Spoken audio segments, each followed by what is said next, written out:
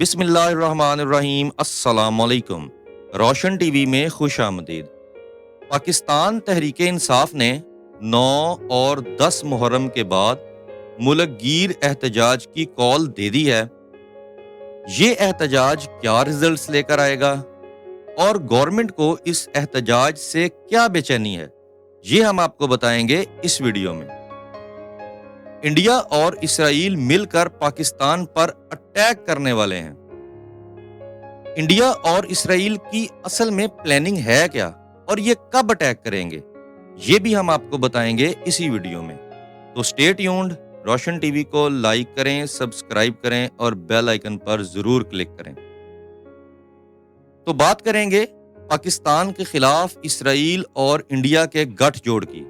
تو پاکستان میں رہنے والا کوئی شخص، کوئی بھی آدمی اگر یہ سوچ رہا ہے کہ ایران اور اسرائیل کی جنگ ختم ہو گئی ہے اور پاکستان پر اس کا کوئی اثر نہیں پڑے گا، تو وہ بہت بڑی بھول میں ہے۔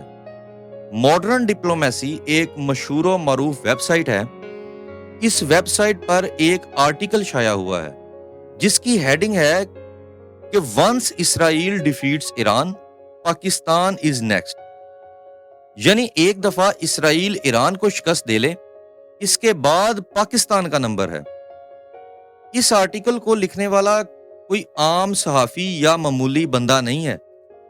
یہ article doctor Julian Spencer Churchill نے لکھا ہے، اور doctor Julian Spencer Churchill Concordia University Canada میں انٹرنیشنل پولیٹکس کے اسسٹنٹ پروفیسر ہیں۔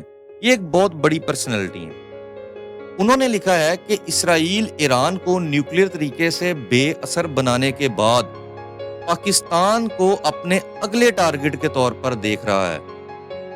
ڈاکٹر چرچل نے کہا ہے کہ انڈیا اسرائیل کے ساتھ مل کر پاکستان کی نیوکلیئر فیسلٹیز پر ایئر اٹیک، کروز میزائل سے اٹیک اور ڈرون اٹیک کر کے پاکستان کی نیوکلیئر فیسلٹیز کو نشانہ بنا سکتا ہے۔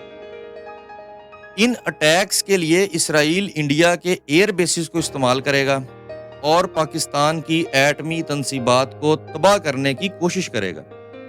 مزید ڈاکٹر جولین نے کہا ہے کہ اس کارروائی کو انڈیا کے ساتھ جوائنٹ کاؤنٹر پرولیفریشن کی کارروائی کا حصہ بنایا جا سکتا ہے۔ اس اٹیک کے بعد پاکستان کی نیوکلیئر فیسلٹیز تباہ ہو جائیں گی، ساتھ ہی آزاد کشمیر پر قبضہ ڈکلیئر کر دیا جائے گا اور سندھ کو پنجاب سے الگ کر دیا جائے گا۔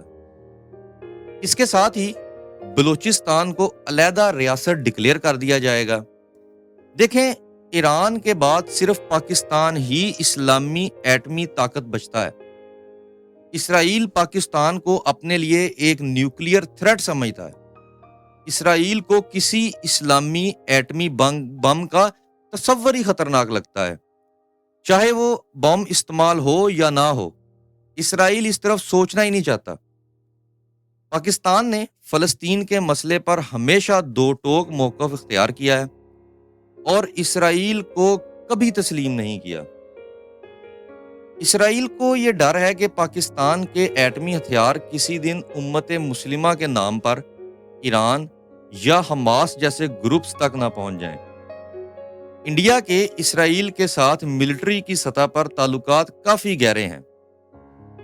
انڈیا اسرائیل سے ہارپون میزائلز، فالکن ایواکس، ارون اور ہرمس ڈرونز لے چکا ہے۔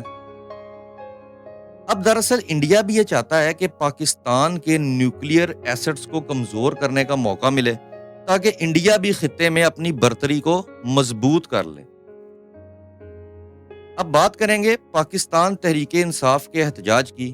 تو تحریک انصاف نے 9-10 محرم کے بعد ملک گیر احتجاج کرنے کا پروگرام بنا لیا ہے۔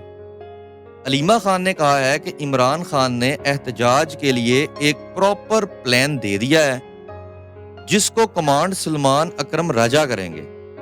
تحریک انصاف کے لیڈرز نے کہا ہے کہ سپریم کورٹ کے فیصلے نے ہمیں خواتین اور اقلیتوں کی ریزرو سیٹ سے محروم کر دیا ہے۔ یہ قدم جمہوریت کا دروازہ بند کرنے کی سازش ہے۔ اوپر سے 27ویں ترمیم کر کے رہی صحیح کسر بھی نکال دی گئی ہے۔ پی ٹی آئی کے رہنماؤں نے جو ڈیمانڈز گورنمنٹ کے سامنے رکھی ہیں، عمران خان کو فوری طور پر رہا کیا جائے، یہ پہلی ڈیمانڈ ہے۔ دوسری ڈیمانڈ انہوں نے جو رکھی ہے وہ یہ ہے کہ ریزرو سیٹس کو بحال کیا جائے۔ تیسری ڈیمانڈ جو ان کی ہے وہ ہے کہ اسٹیبلشمنٹ سیاست سے کنارہ کشی کر لے۔ یہ احتجاج پرامن ہوگا۔ اب عاشور کے بعد دیکھتے ہیں کہ یہ احتجاج کتنا پرامن رہتا ہے اور اس احتجاج کے کیا نتائج نکلتے ہیں۔ روشن ٹی وی کو لائک کریں، سبسکرائب کریں اور بیل آئیکن پر ضرور کلک کریں۔